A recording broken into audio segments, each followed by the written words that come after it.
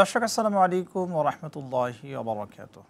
নাহমাদুহু ওয়া নুসাল্লি আলা রাসূলিহিল কারীম, আম্মা বা'দ। দূরের কাছের দেশের ও প্রবাসের যারা যেখান থেকে যুক্ত হয়েছেন আর টিভির বিশেষ আয়োজন প্রাণ নিবেদিত প্রশ্ন করুন অনুষ্ঠানে আপনাদের অন্তরের অন্তঃস্থল থেকে আন্তরিক মোবারকবাদ জানাচ্ছি। আমি আব্দুল লতিফ সোহাগ গাজী। প্রিয় দর্শক, আপনাদের প্রশ্নের উত্তর দেওয়ার জন্য আমরা স্টুডিওতে আমন্ত্রণ জানিয়েছি বিদগ্ধ আলিমে দ্বীন, বিশিষ্ট ইসলামিক চিন্তাবিদ, মিডিয়া ব্যক্তিত্ব ডক্টর মোহাম্মদ ওলিউল্লাহ দ্বীন, ইসলামী আরবি বিশ্ববিদ্যালয়। আসসালামু আলাইকুম ওয়া রাহমাতুল্লাহ। ওয়ালাইকুম আসসালাম ওয়া রাহমাতুল্লাহি ওয়া বারাকাতুহু। কেমন আছেন? আলহামদুলিল্লাহ, আপনি ভালো আছেন? আলহামদুলিল্লাহ, আল্লাহ সুবহানাহু ওয়া তাআলা আমাদের ভালো রেখেছেন। প্রিয় দর্শক, টিভি স্ক্রিনে একটি ফোন নাম্বার দেখছেন, সেই নাম্বারে ফোন করুন, প্রশ্ন করুন। আপনাদের জানার অজানার যত বিষয় রয়েছে ইনশাআল্লাহ আমরা কোরআন এবং হাদিসের আলোকে আপনাদের প্রশ্নের উত্তর দেবার চেষ্টা করা হবে ইনশাআল্লাহ। শেখ, আলহামদুলিল্লাহ পবিত্র মাহে রমাদানে আমরা রয়েছি। রমাদান কেন্দ্রিক আলোচনা হচ্ছে আলহামদুলিল্লাহ। মানুষের জানা অজানা অনেক প্রশ্নের উত্তর দেওয়া হচ্ছে আর টিভির এই বিশেষ আয়োজনে আলহামদুলিল্লাহ। প্রথমে আপনার থেকে জানতে চাই, সামনেই আমাদের ঈদের পূর্বে যখন চাঁদ ওঠে, ঈদ উল ফিতরের সালাতের পূর্বে আমাদের ফিতরা দিতে হয়। বর্তমান সরকার ফিতরার সর্বনিম্ন যেটা করেছেন 105 থেকে 10 টাকা এবং সর্বোচ্চ 2810 টাকা করেছেন। এই ফিতরার ডিস্ট্রিবিউশনটা কিভাবে হয়? আলহামদুলিল্লাহ, ওয়াসসালাতু ওয়াসসালামু আলা রাসূলিল্লাহ ওয়া আলা আলিহি ওয়া সাহবিহি ওয়া মান ওয়ালা বা'দ। জি, ধন্যবাদ। ফিতরা আসলে এটাকে বলা হয় সাদাকাতুল ফিতর, সাদাকাতুল ফিতর, এবং যাকাতুল ফিতর বলা হয়। যাকাতুল ফিতর বলা হয়, এটা হচ্ছে এই রমাদানের ঈদ উল ফিতর উপলক্ষে দেওয়া হয়, জন্য যাকাতুল ফিতর বলা হয়।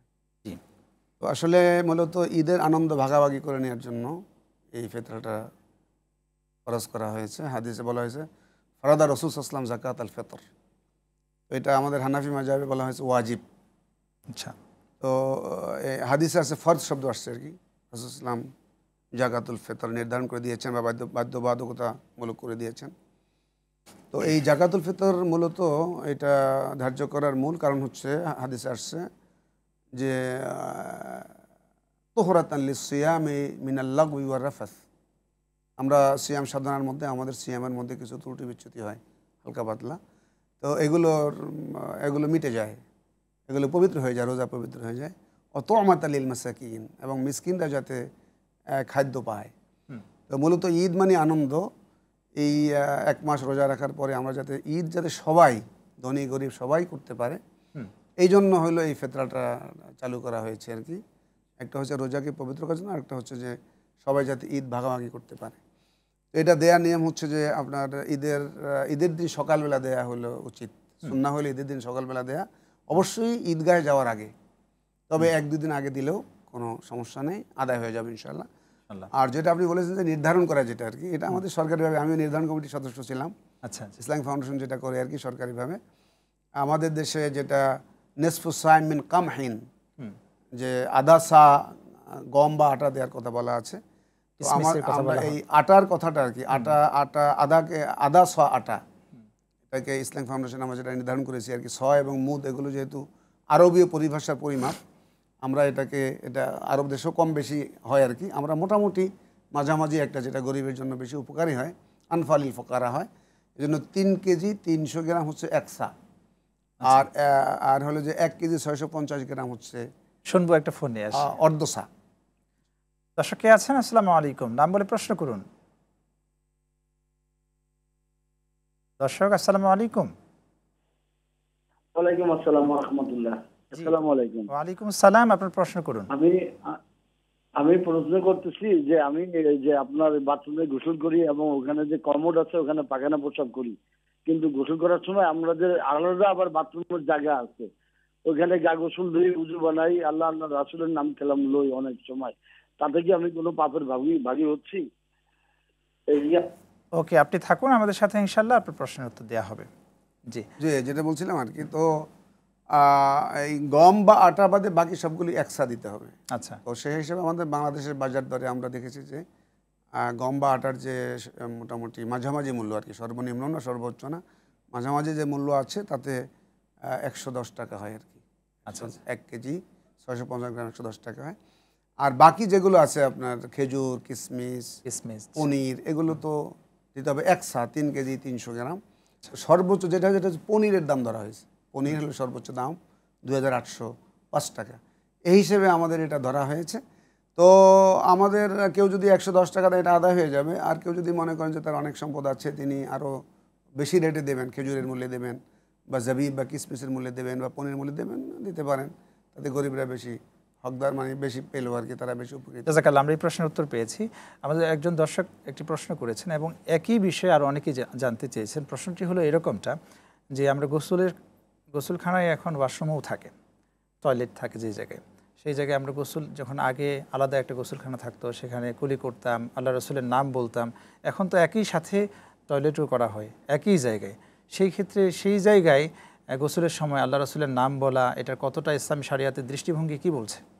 আসলে মানে এই সিস্টেম তো রাসূলুল্লাহ জামানা ছিল না। রাসূলুল্লাহ তো যখন বাথরুমে যেতেন অনেক দূরে চলে যেতেন, আবআদা ফিল মাযহাব, অনেক দূরে যেয়ে বাথরুম করতেন আর কি। এরপর এই সভ্যতার কারণে, আমাদের সভ্যতার উৎকর্ষ সাধনের পাশাপাশি এখন আমাদের যখন শহরকেন্দ্রিক জীবনযাপন করা শুরু করলাম, তখন আমাদের এভাবে বাথরুম হয়েছে। তো সেক্ষেত্রে বাথরুম যদি টয়লেট সারার জন্য যদি যে আলাদা জায়গা থাকে আর উজু গোসল আলাদা জায়গা, এটা সবচেয়ে বেটার আর কি, বেটার। তাহলে আপনি বাথরুমের কাজ সেরে উজুখানায় যে গোসলখানায় যে গোসল করলেন, সেখানে দোয়া পড়লেন। আর একই বাথরুমে উজু গোসল করা যাবে না বিষয়টার কোনো, করা যাবে। তো সেখানে উজুর আগে বিসমিল্লাহ বলা যাবে কি না, এটা অনেক কথা আছে যে বাথরুমের মধ্যে আল্লাহ তাআলার নাম নেওয়া যাবে কি না। তো অনেক আলেম রক্স দিয়েছেন যে এটা করা যাবে, বিসমিল্লাহ বলা যাবে, অথবা আপনি মনে মনে বিসমিল্লাহ বলে নিলেন। আচ্ছা, কিন্তু ঢাকায় তো আমাদের অল্প একটু জায়গা, এই জায়গার মধ্যে আমরা ঘনবসতি বসবাস করছি, কঠিন। এই জন্য আল্লাহ তাআলা ইনশাআল্লাহ আমাদেরকে মাফ করে দেবেন। আমরা অবশ্য একই ঘরের মধ্যে হলেও কিন্তু জায়গাটা একই না আসলে, মানে টয়লেট এবং বাথরুম একই রুমের মধ্যে, বাট একেবারে যে সাথী তা কিন্তু না। তো সেক্ষেত্রে আমার মনে হয় এটা করা যেতে পারে। জি, শুনবো ইনশাআল্লাহ। একটা ফোন আছে। এভাবে ভরপুর বেঁচে থাকাটাই জীবন, আর জীবনের স্বাদের অনিবার্য সঙ্গী প্রাণ। দর্শক কে আছেন? আসসালামু আলাইকুম, নাম বলে প্রশ্ন করুন। আসসালামু আলাইকুম। জি, শুনছি। আসসালাম, আমি চুয়াডাঙ্গা 10 থেকে বলছি যে আপনার হচ্ছে রোজা, সারাদিন রোজায় থেকে আপনার দেখা মসজিদে মাইকি যারা অনেক সময় ভুলে যায় যে অমুক সময় ইফতার টাইমে ইফতার করে নেন, কিন্তু দেখা যায় আমাদের মসজিদে অনেক সময় ভুল করে ফেলে, 5 মিনিট আগে দেখা যায় ভুলে ফেলে সব ইফতার করে ফেলে, সেই নামা সেই রোজা কি হবে কিনা? ওকে, আপনার প্রশ্ন আমরা বুঝতে পেরেছি ইনশাআল্লাহ। এই প্রশ্নের উত্তরেই যাব। জি, প্রশ্নটি হলো এরকম যে মুয়াজ্জিন যদি ভুল করে 5 মিনিট আগে আজান দিয়ে ফেলে, সেই ক্ষেত্রে মুসল্লিরা তো মুয়াজ্জিনের দিকেই তাকিয়ে আছেন, আজানের শব্দ শুনেছেন, ইফতার করে ফেলেছেন, এই ক্ষেত্রে ইসলামের দৃষ্টিভঙ্গি কি? যে রোজার মধ্যে আসলে 2 ধরনের ভুল আছে। একটাকে বলা হয় নিসিয়ান, আরবিতে নিসিয়ান, আর একটা হচ্ছে খাতা। আচ্ছা, খাতা অর্থ ভুল, নিসিয়ান অর্থ ভুল। তো নিসিয়ানের যে ভুলটা, সেটা হলো যেমন একজনের রোজা আছে কিন্তু তিনি ভুলে গেছেন যে তিনি যে রোজা। আচ্ছা, তিনি ভুল করে খেয়ে ফেললেন, খাওয়ার পরে ওনার মনে হয়েছে যে আমি রোজা, তখন তার রোজা হয়ে যাবে। হাদিস শরীফ আসছে যে আল্লাহ তাআলা তাকে খাওয়াইছেন, তাকে পান করাইছেন, তার আর কিছু খেতে হবে না এবং তিনি তার রোজা হয়ে যাবে। এটা হলো এক ধরনের ভুল, এই ভুল মাফ করা হবে। আরেকটা ভুল হচ্ছে যে আপনি সময়ের আগে ইফতারি করে ফেলছেন, সেটা নিজের ঘড়ির ভুলের কারণে হোক অথবা অন্যের ভুলের কারণে হোক, যে কোনোভাবেই হোক না কেন, আপনি যদি কনফার্ম হন যে আপনি সূর্য অস্ত যাওয়ার 5 মিনিট আগে খেয়ে ফেলেছেন, এই রোজাটি আপনাকে কাজা করতে হবে। কাজা কয়টা দিতে হবে? না, যেহেতু এটা ভুল হয়েছে, একটা রোজা রাখতে হবে, একটা। কিন্তু এটা যে মুয়াজ্জিন ভুল করলো, মুয়াজ্জিনও ভুলই তো করেছে, এটা যেহেতু আপনি ইচ্ছাকৃতভাবে রোজাটা ভাঙেন নাই, আপনাকে একটা রোজাই কাজা করতে হবে। আর কেউ যদি ইচ্ছাকৃতভাবে রোজার দিনে খায়, তার হলো কাফারা দিতে হবে, মানে তাকে হলো যে 2 মাস রোজা রাখতে হবে।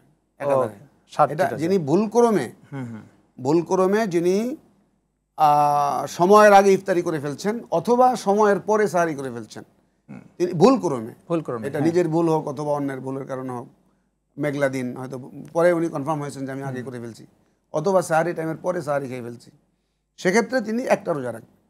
ওকে, এই প্রশ্নের উত্তর আমরা পেয়েছি।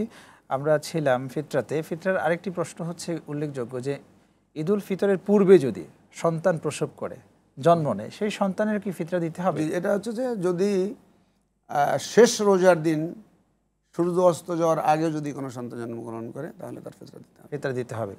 এরপর ঈদুল ফিতরের চাঁদ যখন উঠবে, চাঁদ ওঠার পূর্বেই যদি কোনো মানুষের মৃত্যু হয়, সেই ক্ষেত্রে যেহেতু ঈদের ফিতর মাগরিবের আগে, ইফতারের আগে জন্ম হলে যেহেতু ফিতরা দিতে হবে, তার আগে মৃত্যু হলে তার আর ফিতরা দেওয়ার প্রয়োজন হবে না। আচ্ছা, এই ফিতরাটা এখন ধরুন যে 12 রমাদান চলতেছে বা 15 রমাদান বা 20 রমাদান, এই 20, 15, 25 রমাদানে কি ঈদুল ফিতরের ফিতরা দেওয়া যাবে? এটা আসলে সবচেয়ে বেটার হলো আমি যেটা একটু আগে বললাম আর কি, এটা কোনো কোনো ফকি বলেছেন যে রমজানের শেষের দিকে দিলে আদায় হয়ে যাবে, তবে উত্তম হলো একটু শেষের দিকে দেয়া আর কি, হয়তো ঈদের 1-2 দিন আগে দেওয়া সবচেয়ে ভালো আর কি, 1-2 দিন আগে দেওয়া ভালো। বেশি ভালো হলো, বেশি সুন্নাহ একবারে সুন্নাহ হলো ঈদের দিন সকালবেলা দেওয়া, ঈদগাহে যাওয়ার আগে। আচ্ছা আচ্ছা, জাযাকাল্লাহ, খুব চমৎকার বলছিলেন। আমাদের সমাজে এই ফিতরার নেসাব তো অবশ্যই রয়েছে, ফিতরার নেসাব আছে, যেমন জাকাতের নেসাব রয়েছে। ফিতরার নেসাবটা কি? ফিতরার নেসাবই বলতেছিলাম আর কি। ফিতরার নেসাব তো আমরা বলেছি যে সাউম মিন তামরিন আও জাবিবিন আও আকিতিন। জাযাকাল্লাহ, আমরা শুনবো, একটা ব্রেক নিয়ে আসি। দর্শক কে আছেন আমাদের সাথে? আসসালামু আলাইকুম। হ্যালো, আসসালামু আলাইকুম। ওয়ালাইকুম সালাম। কে আছেন? নাম বলে প্রশ্ন করুন। আমি মুসাম্মদ হামিদা বলতেছি, পটুয়াখালী থেকে। জি, প্রশ্ন করুন প্রিয় বোন। আমি একটা প্রশ্ন করতে চাচ্ছি। আমার মেয়ের নাম আমি হালিমাতুজ জারিয়া রেখেছি। হালিমাতুজ জারিয়া, এখন এই নামটা কি ঠিক আছে কিনা? ওকে, থাকুন আমাদের সাথে, ইনশাল্লাহ আপনার প্রশ্নের উত্তর দেওয়া হবে। হালিমাতুজ জারিয়া নাম রেখেছেন, আমরা শুনবো ইনশাল্লাহ, কিন্তু বিরতি নিয়ে আসি। প্রিয় দর্শক, আপনারা দেখছেন আর টিভির বিশেষ আয়োজন প্রাণ নিবেদিত প্রশ্ন করুন অনুষ্ঠান। বিরতির পর ফিরবো ইনশাল্লাহ, সাথেই থাকবেন।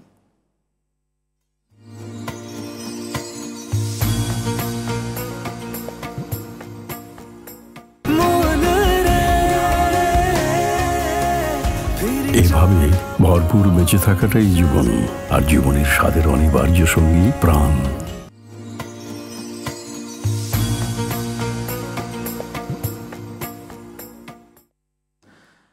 প্রিয় দর্শক, বিরতির পর ফিরে এলাম আপনাদের প্রিয় অনুষ্ঠানে। আপনারা দেখছেন আর টিভির বিশেষ আয়োজন প্রাণ নিবেদিত প্রশ্ন করুন অনুষ্ঠান। ইনশাল্লাহ আমরা অনুষ্ঠানে ফিরছি, তবে একটি প্রশ্ন নিয়ে। কে আছেন আমাদের সাথে? আসসালামু আলাইকুম। আসসালামু আলাইকুম, আমি ঢাকা ধামরাই থেকে বলছিলাম, শহীদুল। জি, আমার প্রশ্ন হচ্ছে যে যাকাত ফিতরা 110 টাকা নির্ধারণ করা হয়েছে সরকার থেকে। তো আমার অনেক লোক আসে, তখন দেখা যেত যে আমি তো সবাইকে ফেরত দিতে পারি না, আমি যদি ভেঙে দিতে পারবো কিনা, হয়তো 50 টাকা 60 টাকা। আপনার প্রশ্ন বুঝতে পেরেছি, আপনি থাকুন আমাদের সাথে ইনশাল্লাহ। এই প্রশ্নের উত্তরেই আমরা যাব। যে উনি দুইটা শব্দ উচ্চারণ করেছেন, জাকাতের কথা বলেছেন, ফিতরার কথা বলেছেন। যদি ওনার 105 টাকা হয় বা 200 টাকা হয় বা 300 টাকা হয়, এই ক্ষেত্রে ওনার করণীয় কি? যে এটা আসলে সবচেয়ে উত্তম হলো যদি একজনকে দিতে পারেন, একটা ফিতরা যদি একজনকে দিতে পারেন সবচেয়ে ভালো হয়। কিন্তু আমাদের দেশে যেটা ঘটে আর কি, দেখা যায় যে একটা সংসারে হয়তো 3 জন মানুষের ফিতরা দিতে হবে, হয়তো 20 জন এসে বলে যায় যে আমাকে একটু ফিতরা দিয়েন। তখন অনেক সময় ভাগ ভাগ করে দিতে হয়, ভাগ করেও দেওয়া যাবে, কারণ যারা ফিতরা পায় ওরাও বিভিন্ন জায়গায় হানা দেয়, সবাই সব জায়গা থেকে পেতে চায়। আলটিমেট ওরা হয়তো ওদের পাওয়াটা পেয়ে যায়, আপনারও দেওয়াটা হয়ে গেল। উত্তম হলো যদি একজনকে দিয়ে আপনি শেষ করতে পারেন, আর যদি অনেককে দিতে হয় দিলে হয়ে যাবে ইনশাআল্লাহ। আমাদের একজন বোন প্রশ্ন করেছিলেন, হালিমা তিনি নাম রেখেছেন, এর পরের অংশটুকু আরেকটু ছিল। নাম চুজ করার ক্ষেত্রে ইসলামের দৃষ্টিভঙ্গি কি? জি, নাম তো আসলে নাম চুজ করে হাদিস শরীফে আসছে সবচেয়ে উত্তম নাম হলো যে আহাবুল আসমা ইল্লাল্লাহ আযজা ওয়া জাল্লা আব্দুল্লাহ আব্দুর রহমান। মানে আমরা তো সবাই আল্লাহ তাআলার গোলাম, তো আল্লাহর সাথে উবুদিয়াতকে যুক্ত করে যদি নাম রাখা হয়, নামগুলো খুব সুন্দর সুন্দর। আর এর বাইরে নবীদের নামে, সাহাবাদের নামে, ভালো নেক আল্লাহর ওলিদের নামে নাম রাখা যায়। যেমন হালিমা নামটা, হালিমা সুন্দর নাম, রাসূল সাল্লাল্লাহু আলাইহি ওয়াসাল্লামের দুধ মায়ের নাম হালিমা সাদিয়া। মূলত নাম হচ্ছে হালিমা সাদিয়া, মানে সাদ গোত্রের কারণে সাদিয়া বলা হয়েছে। তো আমাদের বোন বোধহয় হালিমা আল জারিয়া রাখছেন সম্ভবত। হালিমা তো সুন্দর নাম, হালিম শব্দের অর্থ হচ্ছে ভদ্র, বিনয়ী, চমৎকার। এবং তিনি রাসূল সাল্লাল্লাহু আলাইহি ওয়াসাল্লামের দুধ মায়ের নাম হিসেবে রেখে থাকেন, আরো সুন্দর। আর জারিয়া মানে হচ্ছে দাসী, বান্দি আর কি। তো যদি এই অর্থে তিনি জারিয়া রেখে থাকেন, আলহামদুলিল্লাহ, সমস্যা নেই। ওকে, আমাদের অনলাইন থেকে একজন প্রিয় ভাই ফোন করেছেন, প্রশ্ন করেছেন মূলত যে একজন ইমাম তিনি, আচ্ছা আমরা অনলাইন থেকে একটা ফোন নিয়ে আসি। দর্শক কে আছেন? আসসালামু আলাইকুম, নাম বলে প্রশ্ন করুন। আসসালামু আলাইকুম দর্শক। ওয়ালাইকুম সালাম ওয়া রাহমাতুল্লাহ। হুজুর, আমি ধরমপাড়া সুনামগঞ্জ থেকে ইনুজ বলছিলাম। জি, প্রশ্ন করুন। হুজুর, আমার দুইটা প্রশ্ন। প্রথম প্রশ্নটা হলো যে আমার মহল্লার পার্শ্ববর্তী মহল্লার মসজিদে প্রায় সময় আমি নামাজ পড়ি যায়। আচ্ছা, ইদানিং জানতে পারলাম ওই মসজিদের ইমাম সাহেব মডেল মসজিদের চাকরির জন্য 2 লাখ টাকা ঘুষ দিয়েছে, এই নিয়ে জ্ঞান দরবার করতেছে। প্রশ্ন হলো যে এখন কি এই কথা জানার পরেও এই ইমাম সাহেবের পিছনে এই নামাজ পড়া যায় হবে, ঠিক হবে? ওকে, থাকুন আমাদের সাথে ইনশাআল্লাহ, এই প্রশ্নের উত্তর আমরা দেব এখনই। দেখুন, যে প্রশ্নটি করলেন যে একজন ইমাম সাহেব, উনি যে প্রশ্নটি করলেন সেটা তো আবার যাচাই বাছাইয়ের বিষয় রয়েছে, সত্য কিনা, কিন্তু উনি হয়তো বা জেনেই প্রশ্নটা করেছেন। ওনার বাইরেও অন্য ক্ষেত্রেও হতে পারে, যে কোনো ইমাম সাহেব যদি এইভাবে ঘুষ সুদের সাথে দেন দরবার থাকে, তাহলে এরকম ইমামের পেছনে কি সালাত আদায় হবে কিনা? আমরা তো আসলে ইমাম মানে মসজিদের ইমামের যার পিছনে নামাজ পড়ি তার চরিত্র দেখি, কিন্তু আমাদের রাষ্ট্রীয় ইমামের চরিত্র কিন্তু দেখি না। ঠিক বলেছেন। আমাদের সমাজটাই তো এই দুর্নীতিতে আপাত মস্তক নিমজ্জিত আছে। তো আসলে এটা অথেন্টিক কিনা সেটা একটা ব্যাপার আছে। হ্যাঁ, ইমাম সাহেবের বউ পর্দা করে কিনা আমি চিন্তা করি, কিন্তু আমার বউ পর্দা করে কিনা সেটা আমরা ভাবি না। ইমাম সাহেব ঠিক মতো হাঁটা চলা করে কিনা, হালাল খায় কিনা চিন্তা করি, কিন্তু আমার নিজেটা হয়তো চিন্তা করি না। আমাদের সবাইকেই সততার সাথে চলা উচিত। তো আপনি যদি নিশ্চিত হয়ে থাকেন যে ইমাম সাহেব আসলেই ঘুষ দিয়েছে, এটা যদি কনফার্ম হয়ে থাকেন, তাহলে আপনি ওই ইমামকে অ্যাভয়েড করে যে ইমামের ব্যাপারে এরকম অভিযোগ নাই তার পিছনে নামাজ পড়বেন। জাযাকাল্লাহ। আর যেহেতু ফেতরার বিষয়ে ছিলাম, ধরুন যে একজন ফেতরা প্রাপ্ত ব্যক্তি, সে নিঃস্ব, তাকে আমরা সবাই ফেতরা দিয়ে দিয়ে এমন একটা অবস্থায় করে ফেলেছি, তারও এখন কি মানে ধরুন যে 10-20 হাজার 50-1 লক্ষ টাকা তার হয়ে গেল, সেই ক্ষেত্রে এই মানুষটা কি ফেতরা দিতে পারবে? হ্যাঁ, যিনি যার নিজের 1 লক্ষ টাকা মালিক হয়ে গেছে তার ফেতরা নিতে পারবে না। সাহেবে নসাব যদি হয়ে যায় উনি, না ফেতরা দিয়েই আমরা তাকে 1 লক্ষ টাকার মালিক বানালাম। ও মানে ওই দিনেই হ্যাঁ, যখন উনি 1 লক্ষ টাকার মালিক হয়ে গেছে তখন তিনি আবার দিতে পারবেন। জাযাকাল্লাহ, খুব চমৎকার আপনি আলোচনা করছিলেন যে আসলেই আপনি একজন বিদগ্ধ আলেম, প্রত্যেকটি প্রশ্নের যথার্থ আমরা উত্তর পেয়েছি। জাযাকুমুল্লাহু খাইর। এখন পবিত্র মাহে রমাদান মাস, কোরআনের মাস, কোরআন নাজিরের মাস, মানুষ কিভাবে কোরআন তিলাওয়াত করলে কোরআনের যথার্থ হক আদায় হবে? এটা তো আসলে আল্লাহ সুবহানাহু ওয়া তাআলা বলছেন, আউযু বিল্লাহি মিনাশ শাইতানির রাজিম, ওয়া ইযা তুলিয়াত আলাইহিম আয়াতুহু যাদাতহুম ঈমানা ওয়া আলা রাব্বিহিম ইয়াতাওয়াক্কালুন। একজন মুমিনের কাছে যখন কোরআন তেলাওয়াত করা হবে তার ঈমান বেড়ে যাবে। ঈমান আমার বাড়বে কী করে? যেমন আমার জিহ্বায় যদি স্বাদ গ্রহণ করার ক্ষমতা না থাকে, আমি অসুস্থ থাকি অথবা কোনো সমস্যা, তাহলে কোনটা মিষ্টি কোনটা ঝাল কিন্তু আমি বুঝবো না।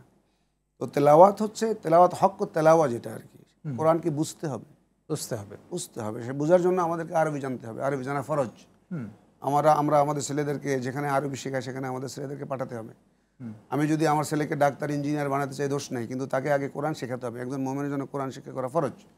এবং শুধু তেলাওয়াত নয়, আমাদের তো অনেক মুসলমান কোরআন শরীফ পড়তেই জানে না, আবার যারা পড়তে জানে তারা শুদ্ধ করে পড়তে জানে না, আবার যারা শুদ্ধ করে পড়তে জানে তারা মিনিং জানে না। আমি আহ্বান করবো আমাদের ভাইদেরকে, যারা ইমানদার, নিজেদেরকে ইমানদার দাবি করেন, সালাত আদায় করেন, সিয়াম আদায় করেন, পরকালে নাজাত চান, তাদেরকে অবশ্যই কোরআনের মিনিং বুঝতে হবে। এবং কোরআনিক অ্যারাবিক, আমাদের অনেক জেনারেল শিক্ষিত ভাইরা আছেন যারা কোরআনের যে বাংলা অর্থ থেকে কোরআনের অর্থ বোঝেন, আলহামদুলিল্লাহ, আমরা তাদেরকে ওয়েলকাম জানাই। এখন আমাদের দেশে অনেক টিউটর আছেন যারা জেনারেল শিক্ষিতদেরকেও মানে কোরআনিক অ্যারাবিক শেখাচ্ছেন। এবং কোরআনিক আরবিক শুধুমাত্র কোরআন এমন আরবি শিখবে যার মাধ্যমে উনি নিজে কোরআন পড়লে কোরআন বুঝবে, মানে কারো অনুবাদের প্রয়োজন হবে না। আমরা সেদিকে পড়তে পারি এবং এটা অত্যন্ত গুরুত্বপূর্ণ। আমি মনে করি মুস্তাহাব বা সুন্নত পর্যায়ে না, ফরজ পর্যায়ের কোরআন। যেহেতু কোরআন উম্মার মোমিনদের হেদায়েতের জন্য কোরআন পাঠানো হয়েছে, আমাদের জীবন ব্যবস্থায় কোরআনকে পাঠানো হয়েছে। তো আমি জীবন পরিচালনা করবো কী করে যদি কোরআন না বুঝি? আমার কাছে একটা লাইট আছে, অন্ধকারে কিভাবে চলবে, এটা কিভাবে চালাতে আমি জানি না। এই জন্য আমরা এই কোরআন না জানার কারণে আমাদের সমাজে যত দুর্নীতি, যত অপকর্ম, যত অসততা, যতগুলো অনিয়ম, যত বিশৃঙ্খল, সব হচ্ছে কোরআন থেকে আমরা দূরে থাকার কারণে। আমরা যারাও বা যেমন এখন এই যে তারাবিতে অনেক মানুষ আসে কোরআন তেলাওয়াত শোনে, অনেকেই বোঝে না। আবার এরা দেখা যায় যে ঈদের দিন সকালবেলা ফজর নামাজে মুসল্লি পাওয়া যায় না। যদি কত না সুন্দর হতো, তারাবিতে আমরা যেমন একটা মসজিদের 3 তলা পর্যন্ত মসজিদে মুসল্লি ভরে যায়, সারা বছর যদি ফরজ নামাজগুলোতে এই মুসল্লিগুলো পাওয়া যেত, এরা আলেমদের সংস্পর্শে থাকতে পারতো, এরা দ্বীনের তথ্য জানতে পারতো, আমরা বলি মারুফ নাহি আনিল মুনকার জানতো, কোনটা ভালো কাজ, কোনটা খারাপ কাজ, কোনটা নাজাতের পথ, কোনটা জাহান্নামের থেকে বাঁচার পথ, তাহলে আমাদের সমাজ, আমাদের রাষ্ট্র, আমাদের পরিবার অনেক সুন্দর হতো। এবং আমাদের পরকালটাও অনেক সুন্দর হতো। জাযাকাল্লাহ, অনেক চমৎকার বলছিলেন। আমরা দেখছি সালাত এসছে হচ্ছে অন্যায় এবং অশ্লীল কাজ থেকে আমাদেরকে বিরত রাখার জন্য, কিন্তু আজকে সালাত রয়েছে, মসজিদের সংখ্যাও বেড়েছে, কিন্তু সমাজে অন্যায় কাজও বেড়েছে। এর কারণ কি হতে পারে? এর কারণটা হচ্ছে যে মানুষ বাড়ছে, অন্যায় বাড়বে, সালাতও পড়বে। সালাতের মূল কারণ হচ্ছে যে সালাতের যে মূল রহস্য, আল্লাহ বলছে যে ইন্না সালাতা তানহা আনিল ফাহশাই ওয়াল মুনকার। সালাত কিন্তু বুঝতে হবে আগে। আমরা নামাজে দাঁড়িয়ে দেখা যায় যে সলাত হচ্ছে আল্লাহর সাথে একটা সম্পর্ক স্থাপন করা, সেলা মিনাস সেলা, আল্লাহর সাথে সম্পর্ক স্থাপন করা। আমরা হয়তো সলাতে কোরআন শরীফ নিজে তেলাওয়াত করি অথবা ইমামটা শুনি, আমরা এটার মিনিং বুঝি না। আমরা রুকুতে যাই, রুকুর অর্থ কি? আল্লাহর কাছে বিনয়ী হওয়া। এবং সলাতের যে খুশু এবং খুদু, আল্লাযীনা হুম ফি সলাতিহিম খাশিউন, নামাজের মধ্যে আল্লাহকে ভয় করতে হবে। আল্লাহর সামনে আমরা আসামি হিসেবে দাঁড়ালাম আল্লাহ তাআলার কাছে। শুনবো একটা ফোন নিয়ে আসি। দর্শক কে আছেন? আসসালামু আলাইকুম ওয়া রাহমাতুল্লাহ। নাম বলে প্রশ্ন করুন। আসসালামু আলাইকুম। ওয়ালাইকুম আসসালাম। জি, প্রশ্ন করুন, শুনছি আপনাকে। আমার নাম মোহাম্মদ মুশফিক। ওকে, প্রশ্ন করুন। যদি কেউ রোজা রাখে তার যদি অনেকগুলো রক্ত বের হয় তাহলে কি তার রোজা ভেঙে যাবে? ওকে, আপনার প্রশ্ন আমরা বুঝেছি, থাকুন আমাদের সাথে। রোজারত অবস্থায় যদি কোনো কারণে তার রক্ত বের হয়, সেই ক্ষেত্রে তার রোজাটা কি নষ্ট হবে কিনা? না, রক্তটা মানে রক্ত যদি গায়ের যে কোনো জায়গা থেকে বের হওয়া, মুখের থেকে বের হওয়া, এটা রোজা নষ্ট হবে না ইনশাআল্লাহ। রোজা নষ্ট হবে যদি কেটে যায়? না, নষ্ট হবে না, রোজা নষ্ট হবে না। ওকে, জি, আমরা যে আলোচনায় ছিলাম, কি বলছিলাম যেন? সালাতের কথা বলছিলাম। সালাতের কথা বলছিলাম। আসলে সালাত যদি আমরা যথাযথভাবে আদায় করি, সালাত যদি আমরা যথাযথভাবে আদায় করি এবং সালাতের যে জন্য সালাত ফরজ করা হয়েছে, জি, সেটা যদি আমরা ফলো করি, মাকাসিদুস সালাহ যেটা আর কি, মাকাসিদুস সালাহ, তাহলে আমাদের এই সালাত আমাদেরকে অন্যায় কাজ থেকে ফিরিয়ে রাখবে। আমরা জানি যে কোরআনে কারিমে শোয়েব আলাইহিস সালামকে তার উম্মতরা জিজ্ঞেস করছিল, যাদেরকে তিনি দাওয়াত দিয়েছিলেন, আসসালাতুকা তা'মুরুকা আন নাতরুকা মা ইয়াবুদু আবাউনা আও আন নাফআলা ফি আমওয়ালিনা মা নাশা, যে তুমি যে আমাদেরকে সালাতের কথা বলছো, এই সালাত কি আমাদেরকে বাধ্য করবে যে আমাদের পিতামাতা যে হিসাবে ইবাদত করতে আমরা সেগুলো ছেড়ে দিতে হবে? এবং আমাদের সম্পদে আমরা যে যথেচ্ছা ব্যবহার করি, যেভাবে খুশি সেভাবে আয় করি, যেভাবে খুশি সেভাবে, এটা করতে পারবো কিনা? তো তার মানে হচ্ছে যে আমরা সালাত আদায় করবো, কিন্তু আমরা অন্য কাজগুলো সেটা ঠিকমতো করবো। তো আমাদের মধ্যে একটা ধারণা এরকম যে নামাজও পড়বো, চুরিও করবো, ঘুষও খাবো, আবার হলে যে ওজনে কম দেবো, খাদ্যে ভেজাল দেবো, এটা বিষয়টা এরকম না। আসলে আমাদের সালাতই বলে দিচ্ছে যে তুমি কিন্তু এই অন্যায় কাজ থেকে ফিরে থাকবে। মানে আমাদের শরীয়তটা হলো ইমতিসালু আওয়ামিরিল্লাহি তাআলা ওয়া ইজতিনাবু নাওয়াহিহি, তাকওয়া, যেটা আল্লাহ তাআলা বলছেন যে তাকওয়ার জন্য এই রোজা ফরজ করা হয়েছে। জি, জাযাকাল্লাহ, খুব চমৎকার আলোচনা হচ্ছে, আমরা শুনবো। একটা বিরতি নিয়ে আসি। প্রিয় দর্শক, আপনারা দেখছেন আর টিভির বিশেষ আয়োজন প্রাণ নিবেদিত প্রশ্ন করুন অনুষ্ঠান। বিরতির পর ফিরবো ইনশাআল্লাহ।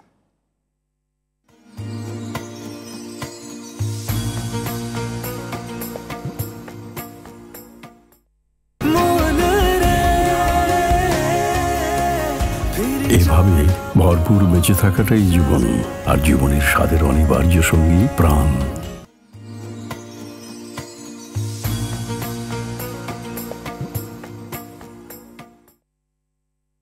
দর্শক, বিরতির পর ফিরে এলাম আপনাদের প্রিয় অনুষ্ঠানে। দেখছেন আর টিভির বিশেষ আয়োজন প্রাণ নিবেদিত প্রশ্ন করুন অনুষ্ঠান। জি, আলহামদুলিল্লাহ, আমরা একেবারেই অনুষ্ঠানের শেষের দিকে রয়েছি। যে প্রশ্নটি আমাদের অনলাইন থেকে কিছু বন্ধু আমাদের প্রশ্ন করেছেন, জানতে চেয়েছেন যে লাআল্লাকুম তাত্তাকুন, পবিত্র মাহে রমাদান হচ্ছে তাকওয়া অর্জনের মাস, এই তাকওয়াটা মূলত কি? জি, ধন্যবাদ। আল্লাহ তাআলা রোজা ফরজ করেছেন লাআল্লাকুম তাত্তাকুন। আল্লাহ তাআলা আর বলেছেন ইয়া আইয়ুহাল্লাযীনা আমানু তাকুল্লাহা হাক্কা তুকাতিহি ওয়া লা তামুতুন্না ইল্লা ওয়া আনতুম মুসলিমুন। আসলে পরিপূর্ণ মুমিন মুসলিম হতে হবে। জি, আল্লাহ তাআলার কাছে পূর্ণ সারেন্ডার করতে হবে। তাকওয়ার সংজ্ঞা হচ্ছে ইমতিসালু আওয়ামিরিল্লাহি তাআলা ওয়া ইজতিনাবু নাওয়াহি। অন্য ভাষা হলো ফিলুল মা'মুরাত ওয়া তারকুল মানহিয়াত। আল্লাহ তাআলার নির্দেশিত কাজগুলো আমাদের সম্পাদন করতে হবে এবং তার নিষিদ্ধকৃত কাজগুলো থেকে দূরে থাকতে হবে, তাহলেই তাকওয়া অর্জিত হবে। এবং তাকওয়া হচ্ছে এমন একটি বিশেষণ, যেই বিশেষণের কারণে সবচেয়ে অধিক মানুষ জান্নাতে যাবে। রাসূল সাল্লাল্লাহু আলাইহি ওয়াসাল্লাম বলেছেন যে দুইটি বিশেষণের কারণে অধিক মানুষ জান্নাতে যাবে। আর তাকওয়া ও হুসনুল খুলুক, একটা হচ্ছে তাকওয়া, আরেকটা হচ্ছে নৈতিকতা। হুসনুল খুলুক যেটাকে নৈতিকতা বলা হয় বাংলাতে। আল্লাহ তাআলা বলেছেন যে ইন্নাকা লাআলা খুলুকিন আযীম।